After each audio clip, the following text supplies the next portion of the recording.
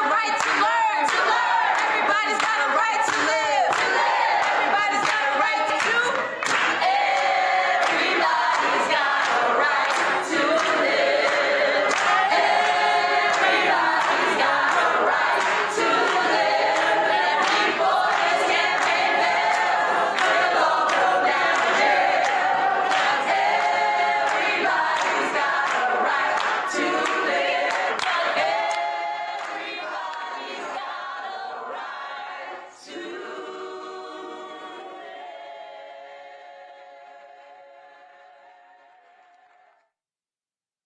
take back the mic, and tell the truth, and tell the truth. We are representing America's largest potential swing vote, poor and low-wage brothers and sisters who make this country work. Those most impacted by injustice, voting together. My whole life, I've been running only to find that there is nowhere to run in this country that is not contaminated by the disease of injustice. Poor and low-income folks make up over 43% of Mississippi's electorate. Yeah. I am determined to give my beautiful daughters a future. We're organizing every homeless veteran across this country, and we're uniting because we are the swing vote. And we have the power to fight. It is very important to vote. Stand for justice. We are strong, not weak. Our vote is our voice, and the ballot box should be our choice. If we don't take action collectively, they're going to keep mistreating us. We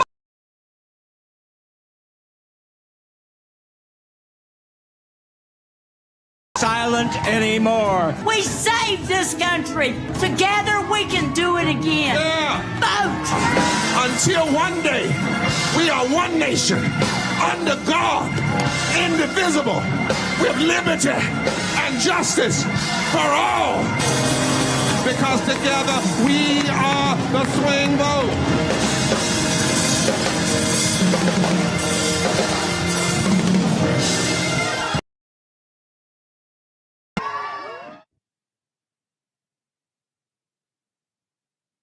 We welcome you. This is Bishop William Barber, president of Repairs of the Breach and co-chair of the Poor People's Campaign on National Call for Moral Revival, along with Reverend Dr. Liz Theoharis of the Cairo Center. And we welcome you all tonight to this national rally, this final push. Now, I'm going to get out of the way because really I want you to hear everything I could have said. I've said it. You saw it on the video. And I really want you to hear peers, persons from all over this country, faith leaders, impacted brothers and sisters who are the baddest, strongest, and I mean bad in the soul sense, most powerful, most moral leaders in the country. And they are going to be saying very clearly why you can't listen to anybody who tells you not to vote. I had someone send me a note the other day and say, when you all are pushing voting, you're taking the movement to the graveyard because social movements don't need to worry about voting. They just need to push issues. Well, that doesn't make any sense because in the fight for justice, you must have articulation, you must have agendas, you must have agitation, you must have legislation, litigation, and voter participation. And it's not just something for us now, it's something that has been fought for. And those who tell us not to vote are telling us to walk away from the wisdom and the lives and the death of all of those who came before us. And they are telling us because they're afraid. Anybody that tries to suggest that you shouldn't be involved, they either are just they're giving up, or they are somebody that's undercover trying to get you to not operate in a power that you have. You should know that you, and nobody else has ever done this in history, have already reached nearly 11 million, not 1,100, not 11,000, but 11 million poor and low-wage infrequent voters, people who make $50,000 or less in a family of four, people who are $500 away from economic ruin, and people who fight every day. You've reached over 11 million. And we're breaking this notion that poor and low-wage people don't vote. And people are responding, and they're understanding that they are not going to find the perfect candidate, but they are voting their issues and their voices. And they know that if we do that, it will force persons to have to hear us and have to talk to us. But if you stay home and just say, nobody, I don't care, then you abdicate a serious responsibility. And so let me close here. I was reading today about Fannie Lou Hamer. And Fannie Lou Hamer said that it was after she was told what she couldn't do, after they shot up her house, after her boss, the one that was on the particular plantation, told her she didn't matter. It was after that she became more determined to vote and more determined to make sure people. It was after the threats. It was after people told her what couldn't happen. Afterwards, it was after that she went out and said she bought her a brand new dress because she wanted people to know every time she showed up, she was showing up for business. They beat her in that dress, but that same dress she wore it right onto the Democratic convention and demanded a place at the table. It wasn't before the struggle that she decided. It was after all of the things to try to stop her. We've seen over 1,000 voter suppression stylists try to stop us. We've seen, we thought we had the minimum wage raise in 2020 when we fought and got it through the House and then in the Senate, and then 8 Democrats and 49 Republicans chose to vote against 55 million people. But after this, we are not going to get weaker. We're getting stronger. We're getting more powerful and more committed. So let me read this one piece that's in a new book called American Prophets, and this is my contribution to this rally. It says, the struggle to overcome the giant triplet evils of racism, excess materialism, and militarism remains arduous. It requires the radical realization that alienation from our true selves, fed and disguised by mass consumerism, leads to violence and the reduction of persons into things. Now, some say that what is needed is great contemplation. Yes, we must think. And yes, we must think deeply. But contemplation and action need to be joined, lest our activism becomes merely another form of violence and our contemplation another form of self-gratification. In other words, we can't just sit down and have great thoughts about what should be changed, and we can write well about what needs to be changed, but we don't do anything to change it. Action that is rooted in forms of violence that just increases the violence rather than increases change. They go on to say, contemplation, solitude, and simplicity are necessary to think deeply in order to become into contact with our true selves. But action is also required in identification with, solidarity with, and presence among the poor and the oppressed. And we remain guilty bystanders, obsessed with our desire to satisfy kind of spiritual hedonism, no less than material hedonism. A real time may come in this moment. Change will come in this moment if it leads to urgency. Urgency. But we cannot use any excuse for inaction. Some will tell you the time has passed The moment is over. But understand this, my brothers and sisters. The movement is not over.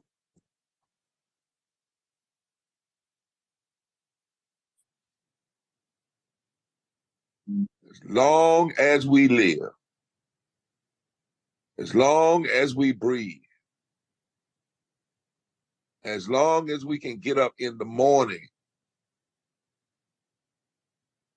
the movement lives because it lives in us. Nobody can wake the sleeping giant of poor and low-wage people but us, because we are that giant. So let's keep moving. Let's keep pushing. Let's keep voting.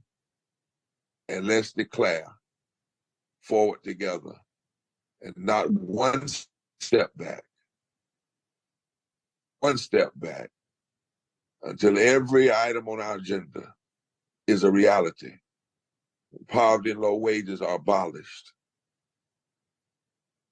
And we challenge and undermine and overthrow nonviolently the 5 interlocking injustices of systemic racism, systemic poverty, ecological devastation, denial of health care, the war economy, false of religious nationalism. The movement is not over as long as we live and breathe and have our being and exercise our power. God bless you, my brothers and sisters. You are doing what many dreamed of being done. Think about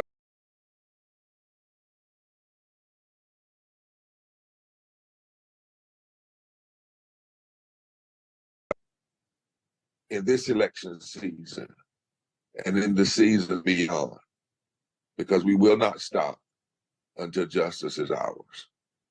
God bless you. Gracious and loving Creator who is called by so many different names, we gather today across traditions and faith, communities in the physical and virtual spaces, united in our shared commitment to justice, equality, and the sacred worth of every person. In this virtual space, we come from many paths, but we stand together in one purpose: to lift up the voices of the unheard, to inspire action, and to call forth a more revival in our nation. God of justice, to be at work in us, to ensure that every vote is cast and every voice is counted. Empower us, O divine one who is greater than us, that connects us in humanity, with the courage to engage in this essential work of democracy, knowing that it is our right and our responsibility to care for our neighbor by participating fully in this election. From all of our different faith communities, we know that there is justice, there's love, and there's mercy. This is the 3 interconnecting themes that fall through all our faiths. May the spirit of unity, equity, and compassion be with us in this gathering and beyond. Let this be a time where we inspire, energize, and prepare to transform our world through the power of our collective vote. Together we will rise. Together we will fight for justice. Together we will create a change that honors the dignity of all people. In the spirit of justice, in the spirit of love, we pray. We say Ashe, Amen, Shalom, and Amen.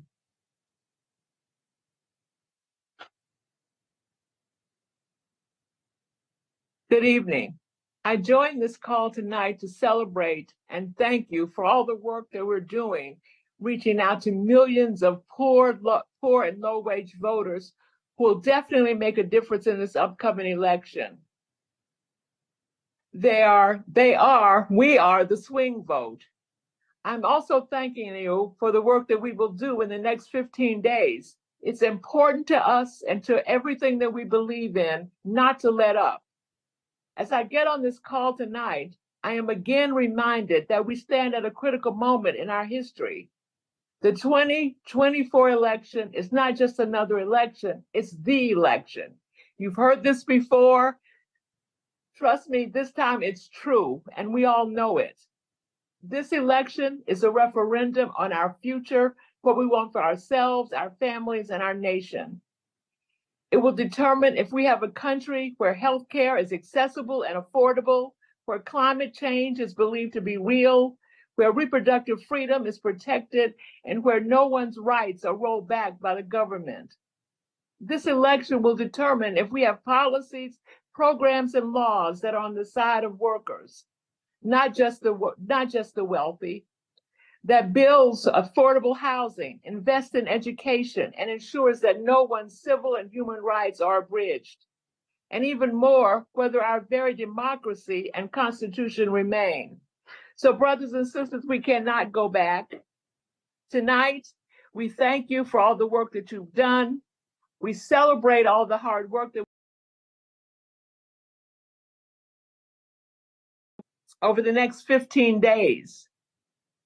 We look forward to a victory for poor and low-wage workers on November 5th. But we also look forward to the work we will do, and we will do beginning November 6th, to ensure that the voices of poor and low-wage workers continue to be heard and that our power continue to be felt. Together, we will build the America we know is possible. Thank you.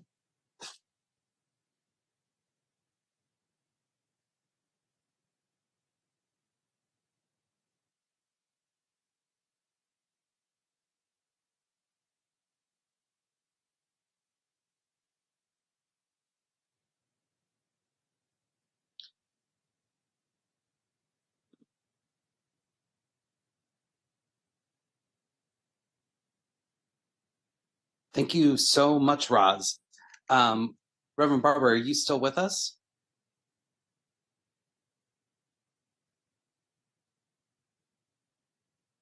All right, Danielle, let's... Yes, I am. Clinton, I'm with you. Yes, sir. Awesome. Welcome back. We're looking forward to hearing that call to action for tonight to go to vote.org. Well, I wanted to turn everything over to you all. As I said at the beginning, I think we have more powerful voices. Everything I had to say is in that video. In fact, I want them to key it up one more time because it moves so fast. If you would key that video up just one more time, Spark Street. But we want everybody, part of this mobilizing is you got to go. And this is what we said in our texting that was done. We've handed out over 100,000 pieces of material. Over 11 million people have been touched. And what we said to them was they got an agenda, a report card on both parties and presidential candidates at the top level. And there was a place there that you could go to vote.org to check your registration and make sure everything is straight. We also want to say to folks that we ask people to pass on this message to at least 10 people. So if everybody we touch 10 people, that's with 20 million people. And pay attention to your state laws. We won't give out what different states are on this call because we don't want to make any mistakes. But go to your state, and where there is early voting, like for instance in North Carolina, you can vote early and register at the same time. So you don't have to be registered to vote and then go to vote. You can go and register and vote at the same time. Utilize the opportunities that are at your state.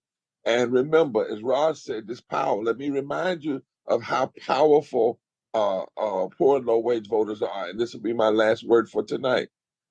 In past elections, the margin of victory in Wisconsin was 20,000 votes, with nearly 1 million poor and low-wage voters that did not vote, many who already registered, and many who said the reason they didn't vote, nobody talked to them, but are deciding they can talk to themselves, and then also let their voices be known among other people. Just so less than just 20,000 votes. In Michigan, 10,000 votes in one of the elections the last few years. 10,000 with over 1 million people who did not vote. In Pennsylvania, 40,000 with over 1.4 million people that didn't vote. In North Carolina, 74,000 with over 1 million poor and low-wage people that didn't vote. And one of the things we were able to look at is that when you look at some of the past elections, you can literally, Clinton, add up that in about 5 states, who was determined, the Electoral College and the presidency was determined in over 5 states for somewhere under 170,000 votes. But in those same states, those same 5 states, over 5 million poor and low wage voters did not vote or were infrequent voters. That kind of power cannot remain dormant. It has to be activated. It's a gift from God. It's a gift from the universe. It's the flip side of our struggle. In other words, there are 100 and some odd million, 40 million people who are poor and low wealth. But the flip side of that is a community of people who are united by their struggle and their suffering. And if they unite by their suffering and struggle, they can unite in their power. So go to vote.org, check your laws in your state, check your voter registration, send it to 10 other people, and let's move and massively show up on every day from now until the election day, because election is a season now. Show up every day, show up on election day, and then let's show up after election day, because we got work to do. We got a nation to shift. We've got a democracy that's worth saving, and we got to ensure that it's a democracy that lifts up all people, and that poor and low wage brothers and sisters are at the forefront of who this democracy is, who's lifted up, and who benefits from our collective action together. Take back the mic, and tell the truth. We are representing America's largest potential swing vote, poor and low-wage brothers and sisters who make this country work. Those most impacted by injustice, voting together. My whole life, I've been running only to find that there is nowhere to run in this country that is not contaminated by the disease of injustice. Poor and low-income folks make up over 43% of Mississippi's electorate. I am determined to give my beautiful daughters a future. That we're organizing every homeless veteran across this country, and we're uniting because we are the swing vote. And we have the power to fight. It is very important to vote. Stand for justice. We are strong, not weak. Our vote is our voice, and the ballot box should be our choice. If we don't take action collectively, they're going to keep mistreating us. We must get out and vote. We are the swing vote, and we will determine every electoral contest. We won't be silent anymore. We saved this country. Together we can do it again. Vote! Until one day, we are one nation, under God, indivisible, with liberty and justice for all. Because together we are the swing vote.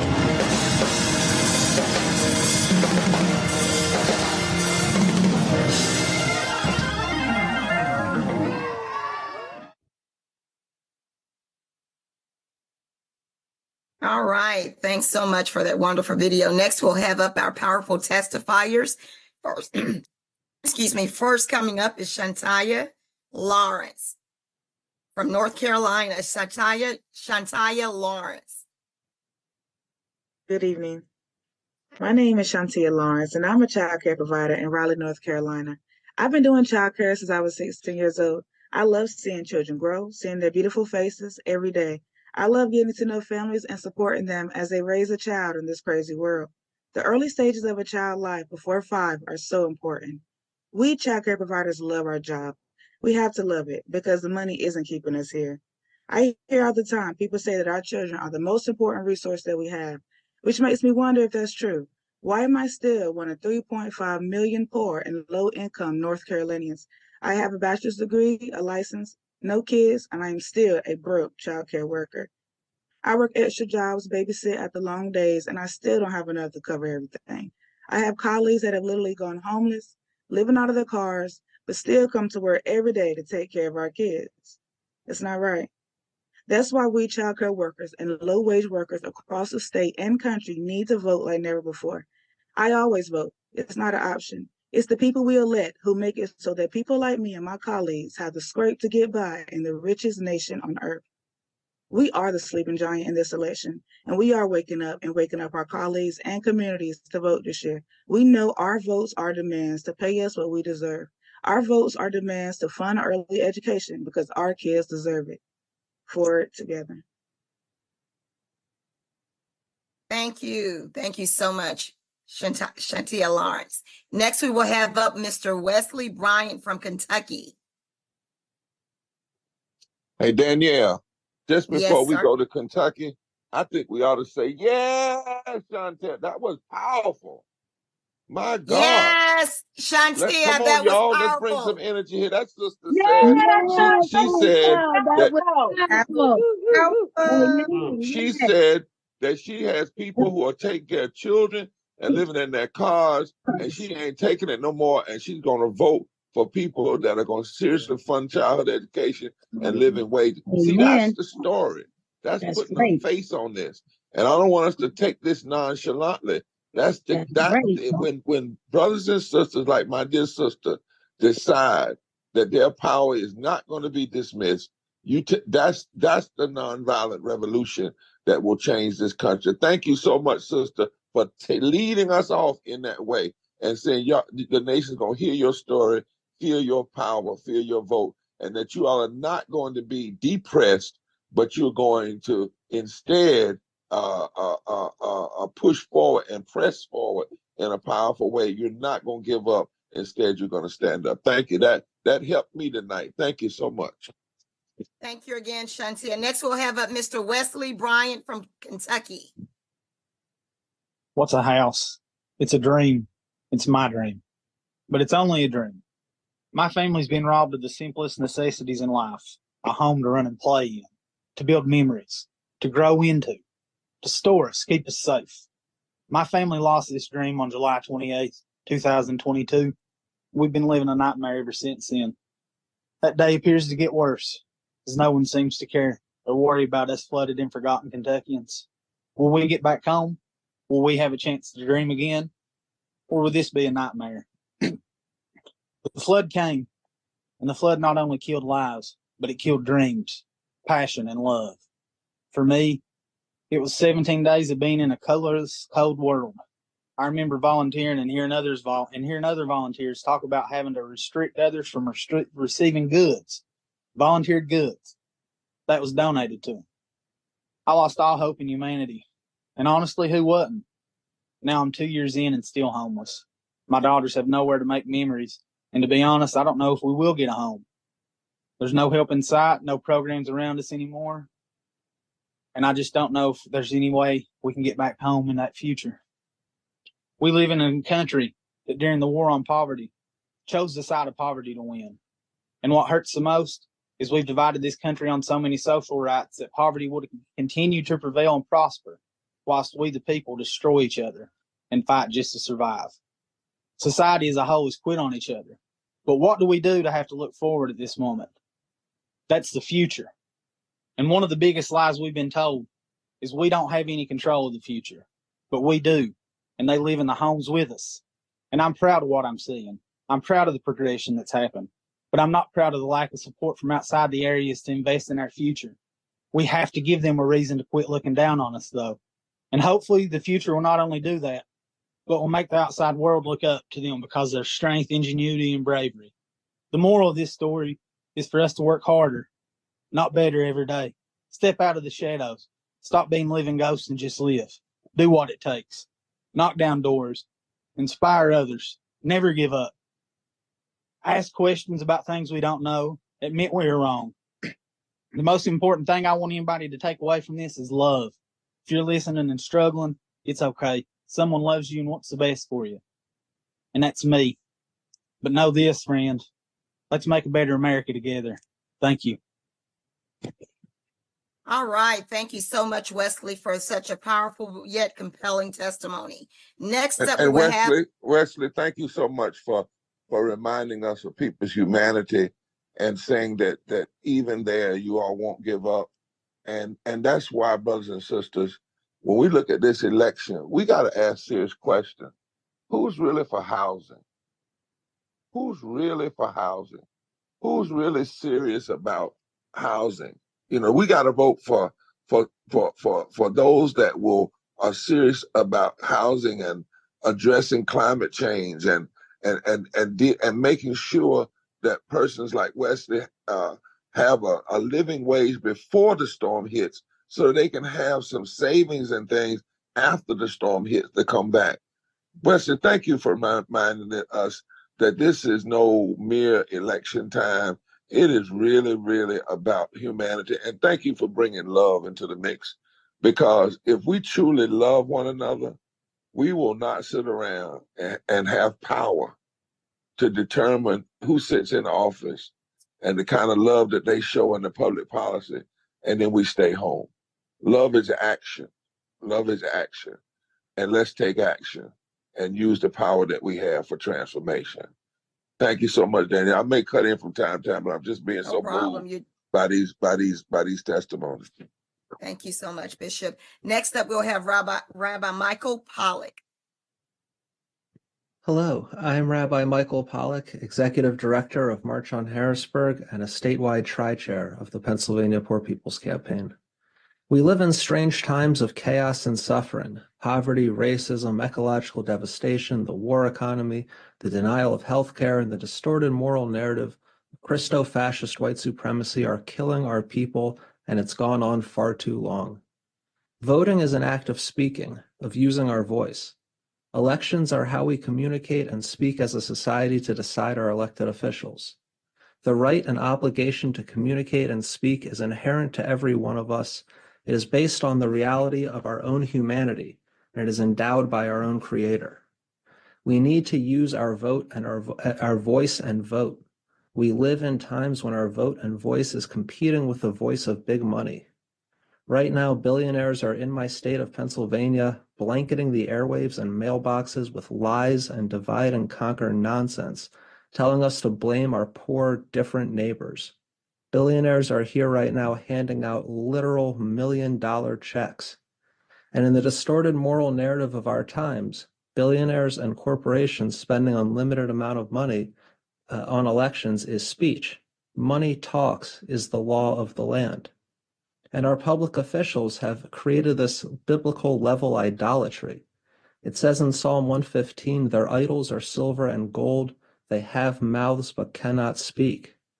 We know the lies that big money spews are hollow, and we can't let it win and turn us against our neighbors. We know that they use this money to harden our hearts and turn us against each other. And we know it isn't true and it isn't sacred, real speech. Our vote is an important and sacred part of our voice, and we must use it and amplify our voice. And we must use the rest of our voice beyond Election Day. We need to vote, we need to keep organizing, developing leaders, and speaking justice into existence every day of every year.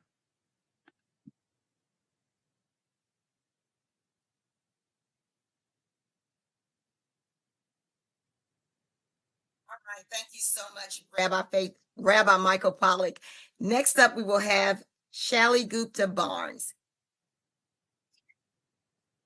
Thank you, Danielle. I'm sorry I'm not on video tonight. My Wi-Fi isn't strong, but I wanted to just spend a couple of minutes reminding us again of the power of poor and low-income voters. We already know this power, but most of the country doesn't. This is the most consequential voting bloc, not only in this election, but in our nation's politics, and we get the least attention.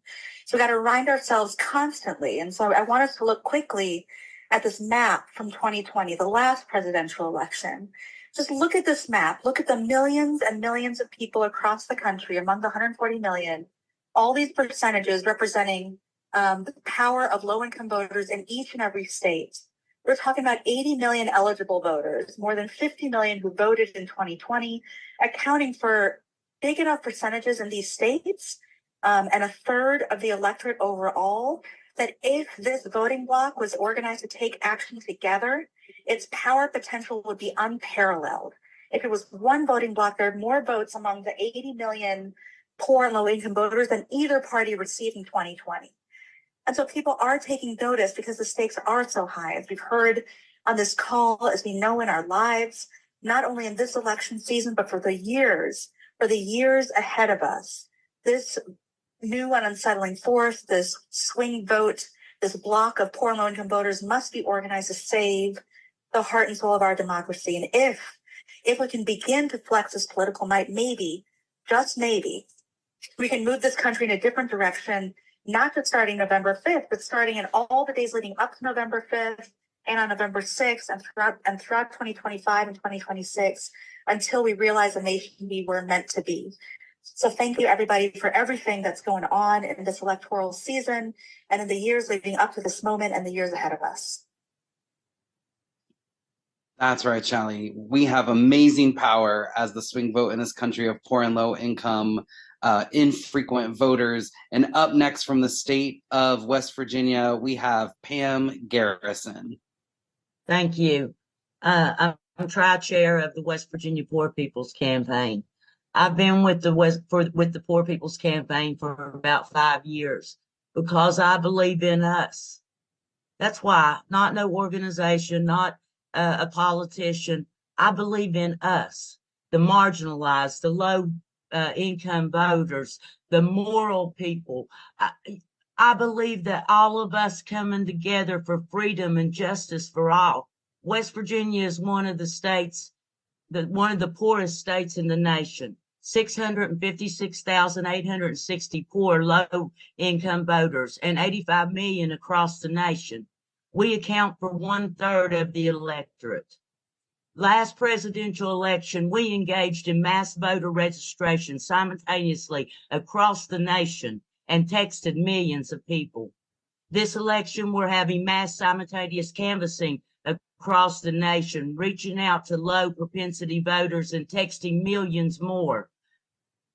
We are making our voice and our demands heard. We proved through COVID when policies are implemented for the greater good of the country to relieve some critical problems. A tax credit to help low-income people with children. Child poverty was cut in half.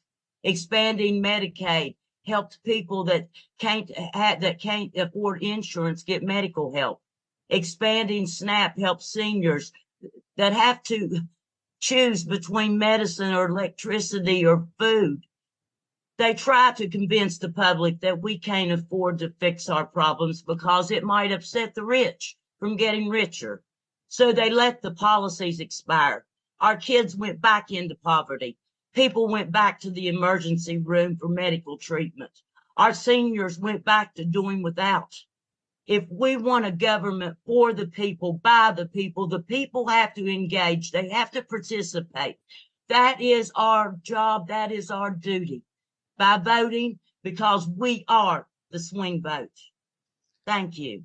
That's right, Pam. That's right. That is our job. That is our duty. We are the swing vote. Up next, we have Linnell from Maryland.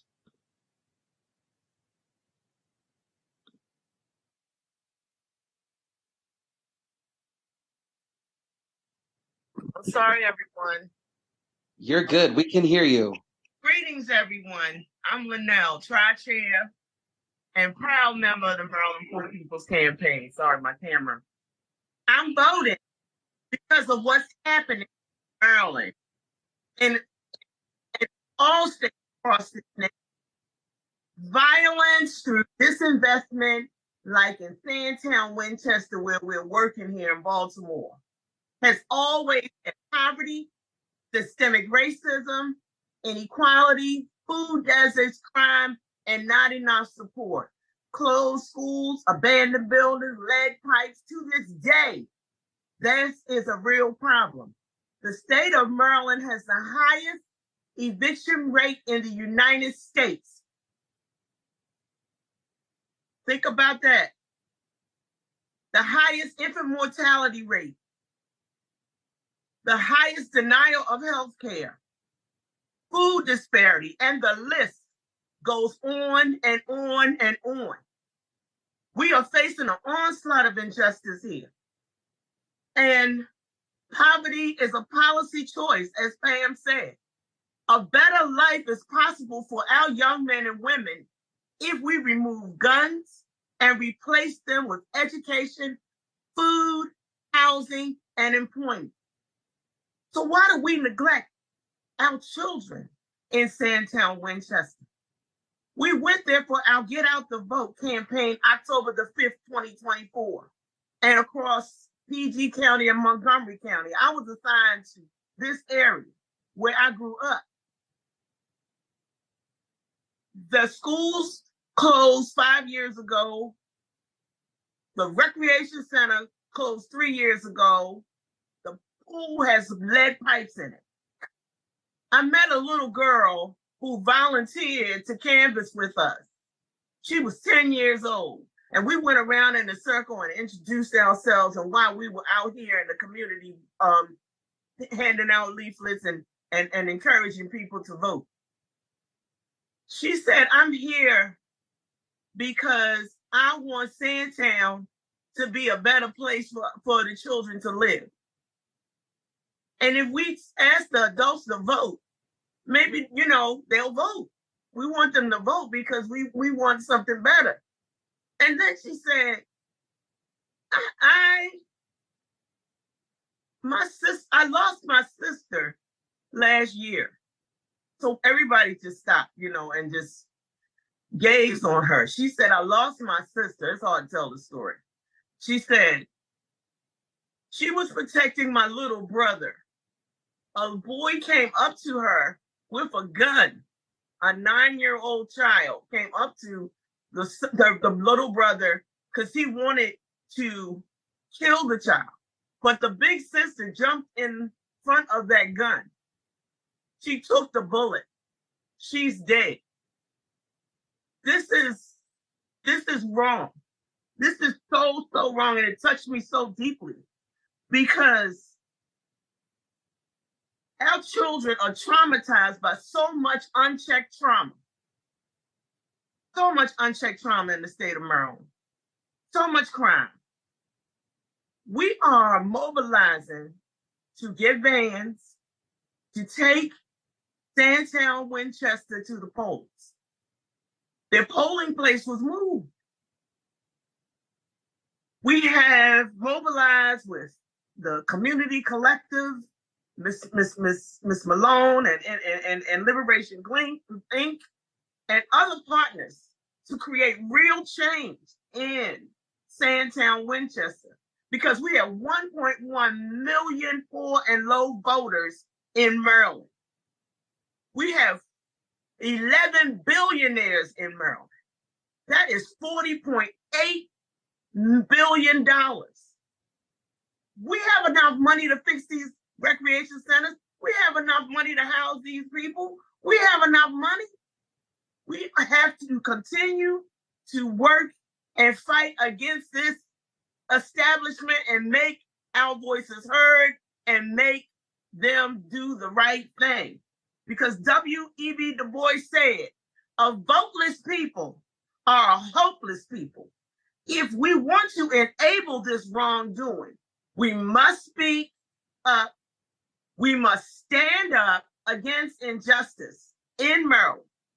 And that's why I'm voting, to see justice in a city plagued with greed and malfeasance. Go out and vote. Register your entire community to vote. We cannot let our voice be unheard. Think about that little girl that lost her sister last year. And all she wants is for adults to vote to make Sandtown, Winchester a better place to live. We are the swing vote. And let's wake up the sleeping giant. Thank you. That's right, Linnell. Thank you so much for reminding us that when someone's hurting our children, it's gone on far too long, and we won't be silent anymore because we are not a voteless people and we are not a hopeless people. And next, we are going to hear from Reverend Wayne from North Carolina. Good evening, everyone. I am Reverend Wayne Wilhelm, one of the tri-chairs for the North Carolina Poor People's Campaign, and excited to be here. We always say in this movement, when we lift from the bottom, everybody rises. And this is our opportunity in this season to lift up everybody. And when we come together and lift up everybody, we need to understand our power. We need to understand our power when it comes to voting. Because when we vote, we lift up our brothers and our sisters. When we vote, we lift up every person one at a time. When we vote, we lift up every polling place one at a time. When we vote, we lift up every precinct one at a time. When we vote, we lift up every city and every state one at a time. And when we continue to do that, we will lift up this nation if we would just continue to come together. We realize that we are this swing vote. And we're not just in this swing vote, we are the largest swing vote. We are reaching out to touch 15 million poor and low-wage infrequent voters. And if you've ever noticed when you are playing on a swing and you got a bunch of people on the swing, it may start off moving slow in the beginning. But if you keep moving and the swing keeps on swinging and we keep swinging together, we're going to turn this nation upside down. And all we have to do is just continue to lift ourselves up, continue to lift up one another, because we are that swing vote. And if we stay together, nobody can stop us from moving forward together and not one step back. Come on, Reverend Wayne. Let's all get on that swing and swing until we change what is politically possible in this country. I love it. I love it. I love it. Next up, we're going to hear from Dr. Ashley Marshall from one of our partners, Forward Justice, to tell us how we can protect that swing vote in this important election coming up on November 5th. Good evening. I am so glad to be with you all tonight, and in partnership with the Poor People's Campaign. I am Ashley Marshall with Forward Justice.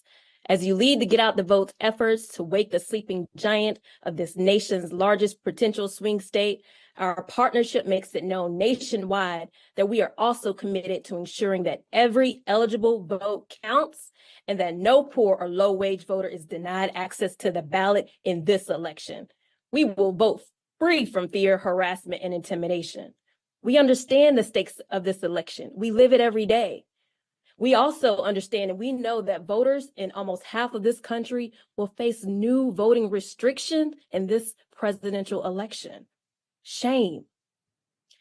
In our joint partnership, Forward Justice, NAACP Legal Defense Fund, and Lawyers Committee for Civil Rights and Poor People's Campaign are promoting the nonpartisan election protection hotline, 866 Our Vote. This is where we have voting rights attorneys and voter protection organizations across the country monitoring and documenting voting rights barriers and active voter suppression issues that harm our movement, our leaders, and the rising force of poor and low-income voters. If you have questions about voting laws in your state, your voting status, or if you want to report an issue or problem at your polling place, call 866 Our Vote. And attorneys are standing by to assist and to help you.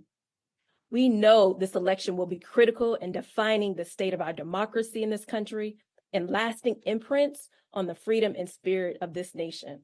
And this is why Forward Justice, NAACP Legal Defense Fund are proud to serve as legal support and capacity again to the Poor People's Campaign for the election of 2024. Let's get out the vote and protect our vote.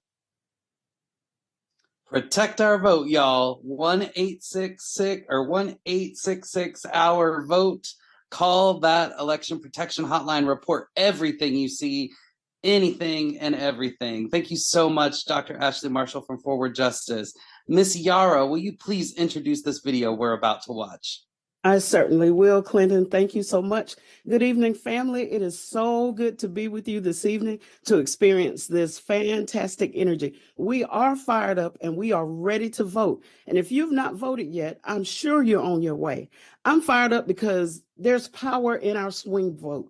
I'm also fired up because there's blood on my right to vote. And today I can walk boldly into that voting booth and make my voice heard. You know, it was the incomparable Ms. Nina Simone, singer, songwriter, activist, and musician, I'm sure you know her, who said, an artist's duty, as far as I'm concerned, is to reflect the times. And so I'm excited to announce that across this country, there are artists who are singing and playing beautiful and powerful social justice music. They're creating interpretive dance and, as it goes in the world of poetry, spitting the truth through spoken word. So let's hear now from one such spoken word artist from Raleigh, North Carolina, Miss Patrina Bryant, known artistically as Trina Thoughts. Dearly beloved, 140 million of us should be gathered here today in order to form a more perfect union. Poor and low-wage workers should be included, joined together in holy matrimony. This man and this woman struggles every day to stay alive, yet poverty is how they died. Fourth leading cause of death, America holds her breaths because she would rather you cash out on insurance policies, crooked policies, ensuring that the rich stay rich and the poor pay the taxes. So I ask this, if anyone knows why these two groups should not be joined together, let them speak now or forever hold their peace. We are strong, not weak. Our vote is our voice, and the ballot box should be our choice because we hide behind the veil.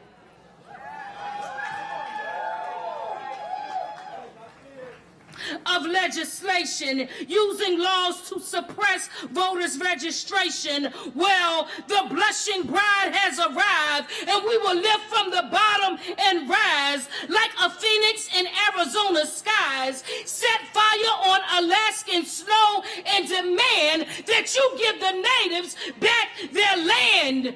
In this land of the free, home of the brave, we are the grandchildren of former slaves. We are the free men of free men. Their all is what they gave. So why? Why are veterans on the street? No housing and bags for something to eat. Whole signs that say, God bless, but in the U.S., there are 5 vacant homes for everyone that's homeless, and then the city rezones our home and take what grandparents left. Gentrification moves in, but then don't want to live next door to the poor.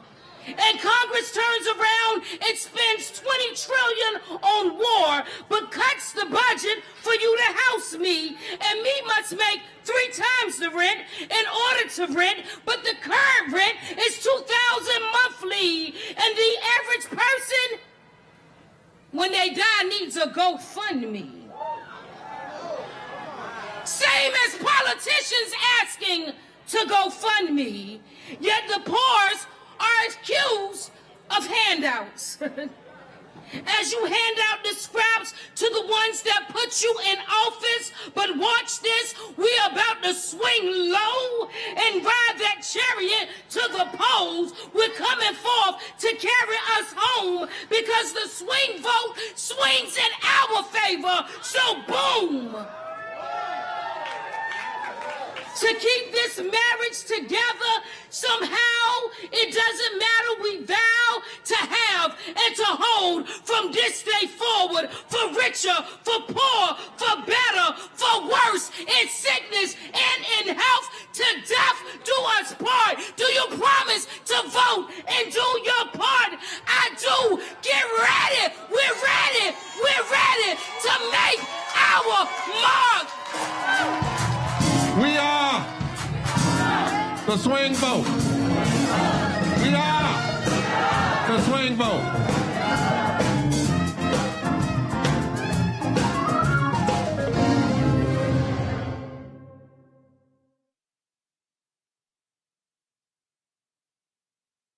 Amen, amen to that entire powerful spoken word from our Mass Poor Peoples and Low-Wage Workers Assembly and Moral March on Washington and to the polls this past June in Washington, D.C.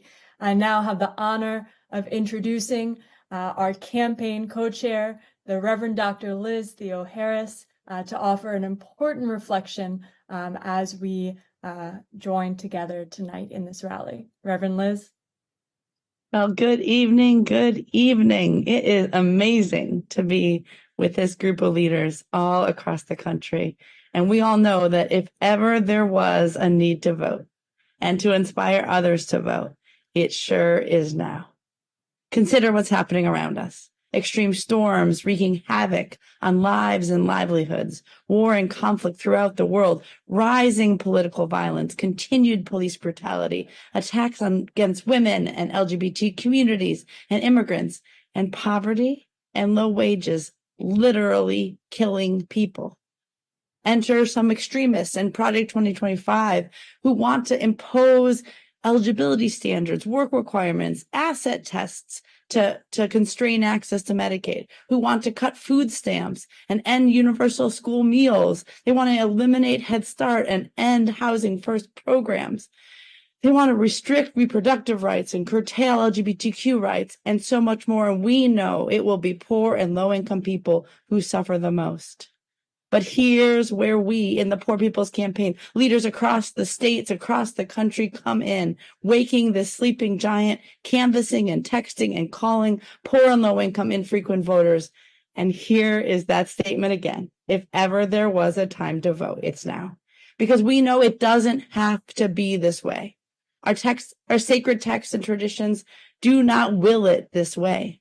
Jesus and the prophets, Moses and the people who have fought for justice throughout the ages stand in direct opposition to every provision of Project 2025. In the Exodus, the Hebrew people reject the oppression, the mistreatment by Pharaoh, and they march on to freedom. Leviticus and Deuteronomy establish policies, procedures to lift up the people so justice is passed down generation to generation. The prophets cry out to God in direct protest to those with power and wealth to do justice, to not shed innocent blood, to hate evil and love good, to stop depriving the poor of their rights.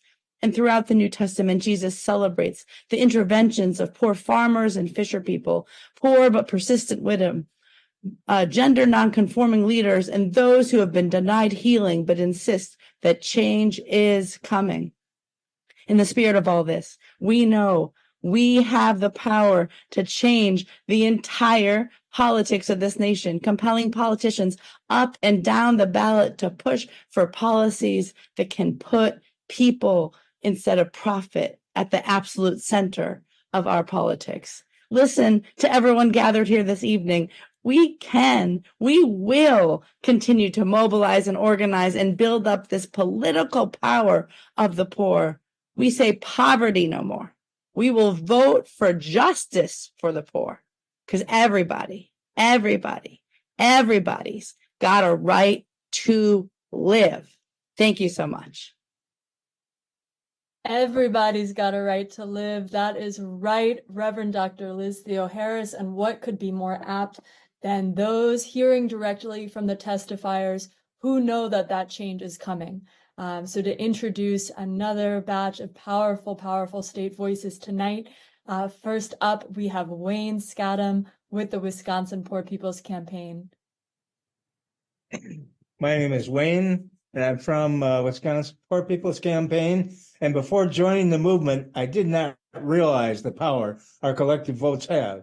I had grown very cynical of our two-party system and had decided that neither party had our interests at heart. Only the interest of the status quo power and money system in America. I am voting in this election to play my part in waking the sleeping giant. We are the swing vote. In Wisconsin, poor and low-income voters make up 42% of the electorate. I am voting so my children and grandchildren have a bright future and a healthy and moral democracy to participate in, so that everyone's right to life, liberty, and the pursuit of happiness is realized. If someone thinks that their vote doesn't count, I ask this question. If a vote doesn't count, then why is the status quo power and moneyed ruling class so intent on passing laws all across this country to disenfranchise whole blocks of voters? My answer is that they know we have power and are afraid of the power of our collective vote. So vote. Our vote is power in our voice. Our vote will will and is changing the narrative. Vote. The collective voting of we, the poor and low-income people, is power and will cause both red and blue representatives to listen to us.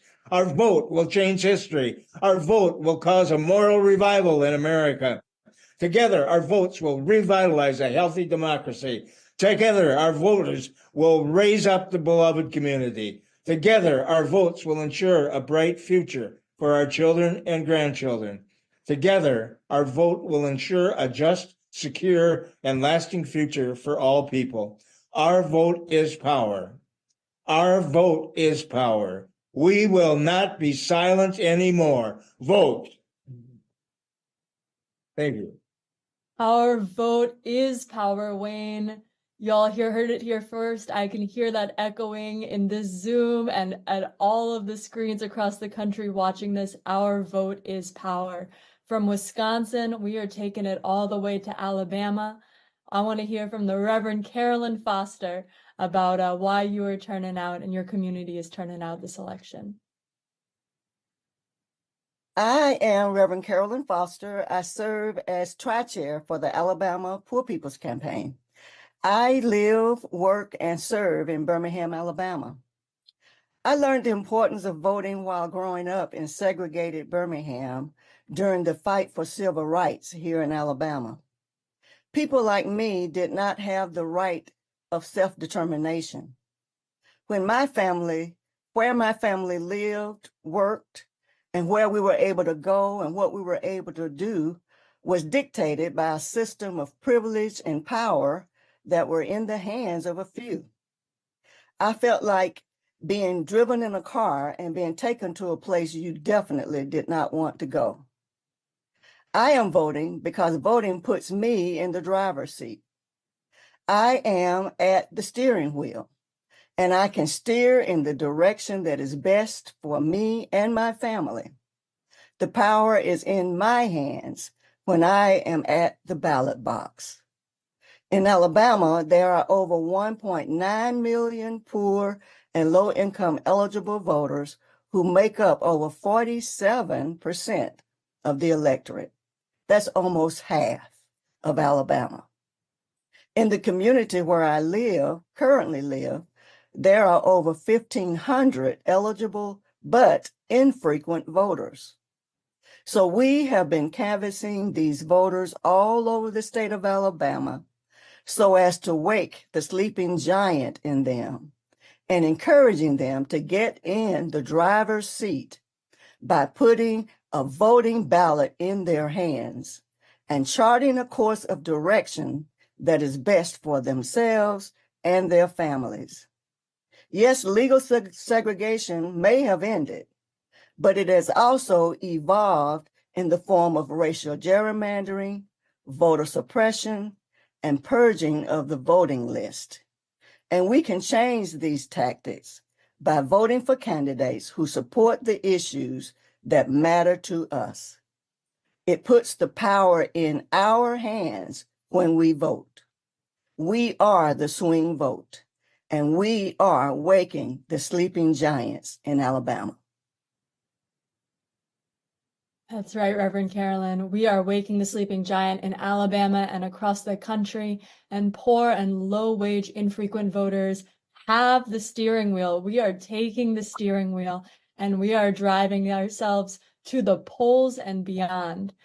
From Alabama, we are going to Arizona. We want to hear from Zaid Evans about what you are seeing and hearing on the ground and why your community is turning out this election. Thank you. Hello, everyone. My name is Zaid Evans. As a disabled trans veteran living on a fixed income and serving as faith leader and tri-chair of the Arizona Poor People's Campaign, I'm voting because my life and the lives of those in my community depend on it. We live in a state where healthcare access, housing insecurity, the basic dignity of human rights, and environmental protections are constantly under threat. The people I serve, many of whom are poor and low-wage workers, know this struggle firsthand. They feel silenced and invisible in a system designed to keep them marginalized. Personally, As a trans man and faith leader, this election cycle has been harrowing as anti-trans ads and policies specifically target my community. I feel exiled on so many levels, especially geographically. Earlier this spring, my wife and I were just 2 weeks away from listing our home in Arizona to move back to Oklahoma to help my sister care for our aging mother and be closer to my extended family and friends. But anti-trans legislation passed in Oklahoma, making it impossible for me to live into my divine createdness. In this experience of exile, I see myself in the exiled people of Israel, as described in the 56th chapter of Isaiah, where God declares God's house to be a house of people for all people, extending love and welcome to everyone, for we know that we are all created in God's image. I vote to put an end to policy violence that puts marginalized communities like mine in the crosshairs of hate-fueled lies that impact real lives and families.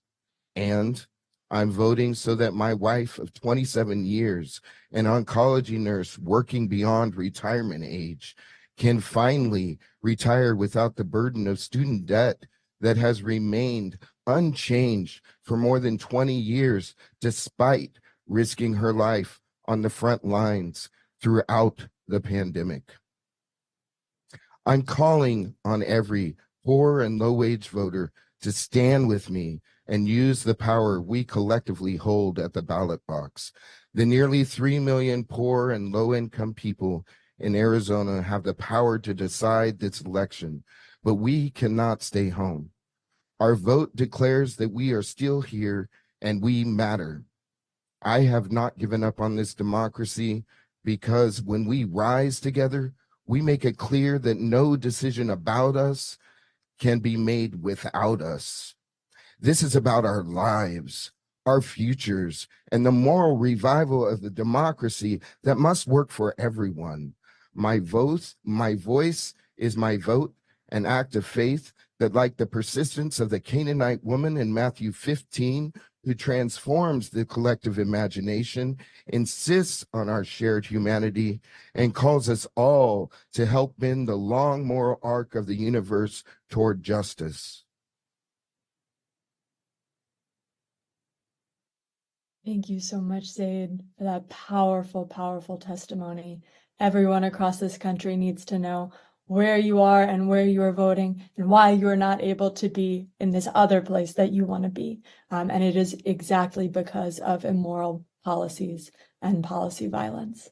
Thank you for letting us know why you are turning out to vote. And finally, our last state speaker, we have Julissa Morales from the Pennsylvania Poor People's Campaign. Julissa. Good evening, everyone. Thank you.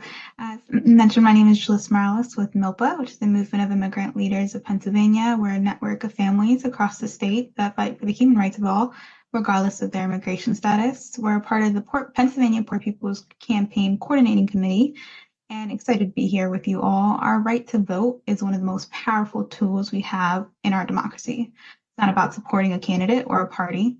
Our vote is not our support, but it's our demands. It's how we express what we need as a society, what we expect from our elected officials, and how we want to shape our future. This is about collective power. The poor and working class communities make up the largest, most powerful voting bloc in this country. If we unite, if we stand together across all lines of division, we can become an unstoppable force for change. Just this past weekend, MILPA, along with Put People First and ACT UP and other organizations, came together in our local neighborhoods, knocking on doors collectively to discuss the struggles they face and what our legislative priorities are in Pennsylvania. Too often, we're told that our voices don't matter or that the system is too broken to fix. But that's exactly why we need to show up at the polls. Our votes have the power to challenge the status quo, to demand policies that work and that support our working families. Voting is a way for us to make sure all our voices are heard. We have to make sure to come across all lines of division to make sure and ensure that all are being treated with equal human rights. Now more than ever, it's essential that we exercise our right to vote especially if you live in Pennsylvania and you haven't registered yet. Today is the deadline. You have until midnight, so a couple hours. Please make sure you are an eligible voter and don't miss your chance. It only takes a couple minutes. Together, we can shape a future that works for all of us and not just the top 1%. So let's use our power, Pennsylvanians, to register today. Let's all vote November 5th and organize, organize, organize. That's right. Let's organize, organize, organize, and mobilize, mobilize, mobilize to swing that vote, to swing the election across this entire country. Up next, we're going to do a state roll call so that everyone watching this live stream can see the power of this movement. Our leaders calling in from all over the state, telling us that they are the swing vote. So Alabama, are you in the house tonight? Alabama is definitely in the house, and we are the swing vote. Amazing. Georgia, are you here tonight?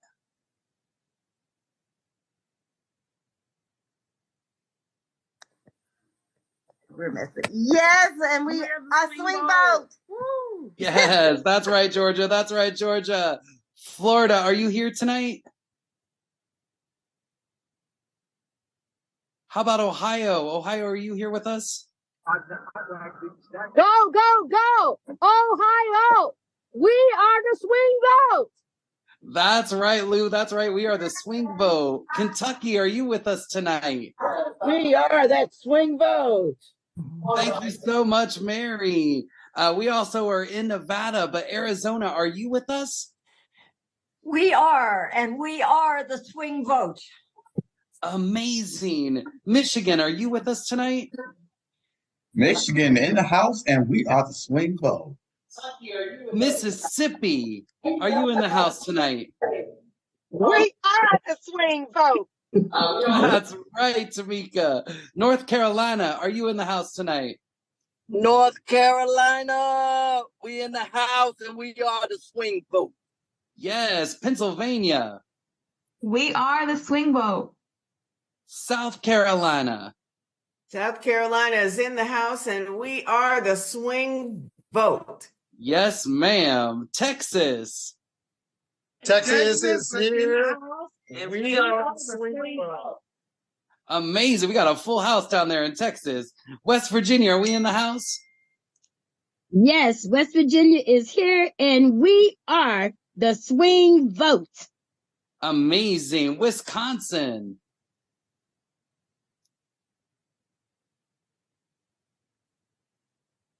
All right, we're going to keep this roll Wisconsin call. is here, and we are the swing vote. All right, Wisconsin. We're going to keep this roll call rolling. California. Is California in the house?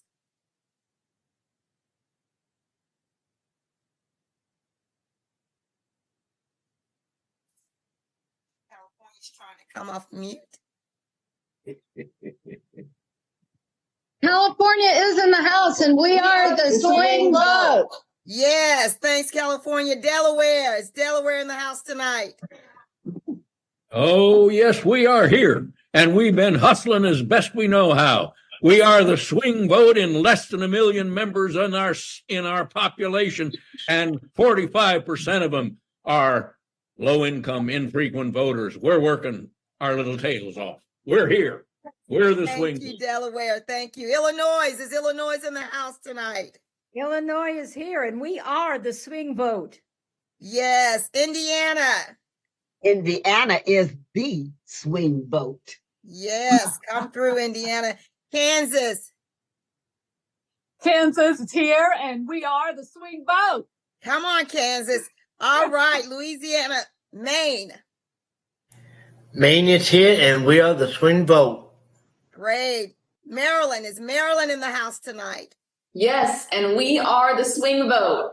Great. Massachusetts. Where's Massachusetts tonight?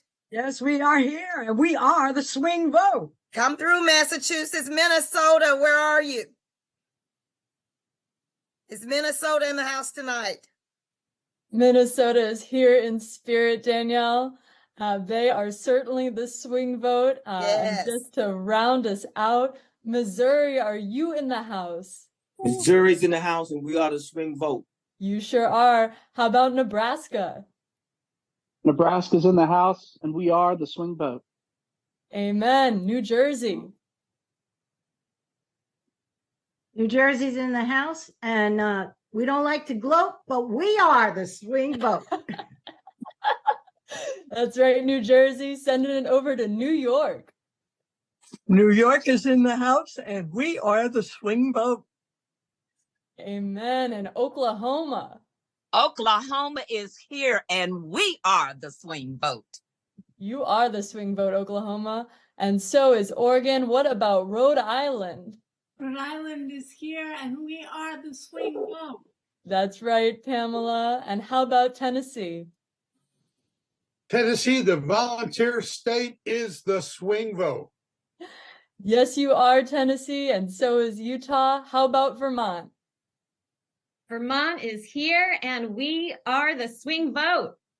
Yes, you are, Reverend Joan, and from Virginia to Washington State, we are that swing vote all across the country. All across the country. So much incredible mobilizing and organizing work happening in this season of action.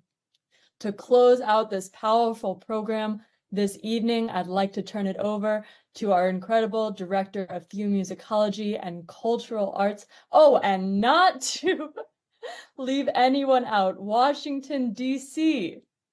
We are here. We're heading to the polls, and we are that swing vote. Absolutely, you are Washington, D.C. We are going to keep voting every single year until you are that 51st state.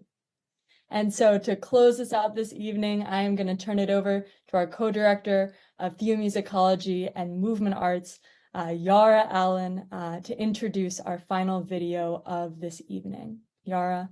Thank you, Mads. This has been an empowering rally. And by now, surely we are ready to go out and put our voices on the ballot. And by doing this, we can definitely make them hear us. So please now join your spirits with Miss Katina Rosemond Ray, singer and activist from Raleigh, North Carolina, as she delivers a deeply moving rendition of Make Them Hear You.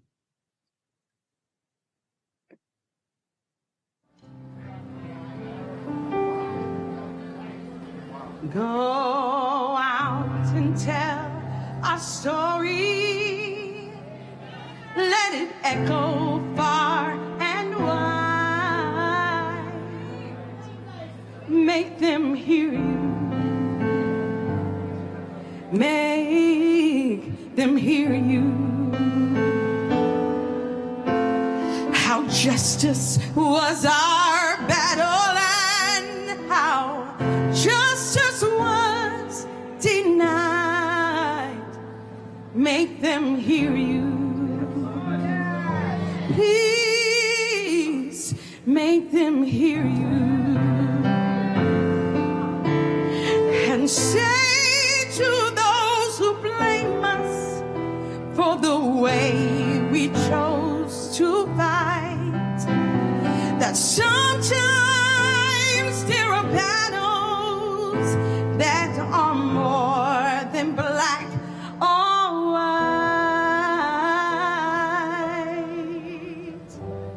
And I could not put down my sword when justice was denied.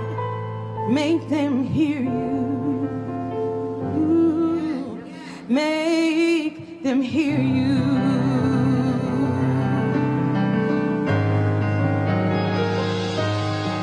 Go out and tell the story to your daughters and your sons.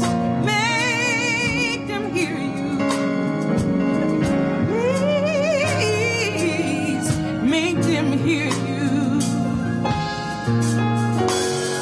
And tell them in their struggles they were not the only one.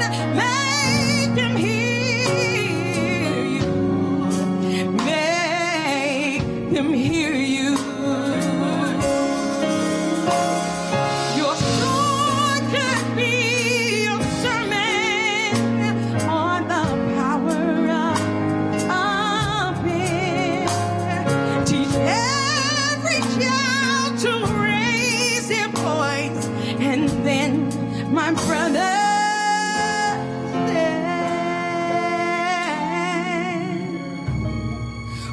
just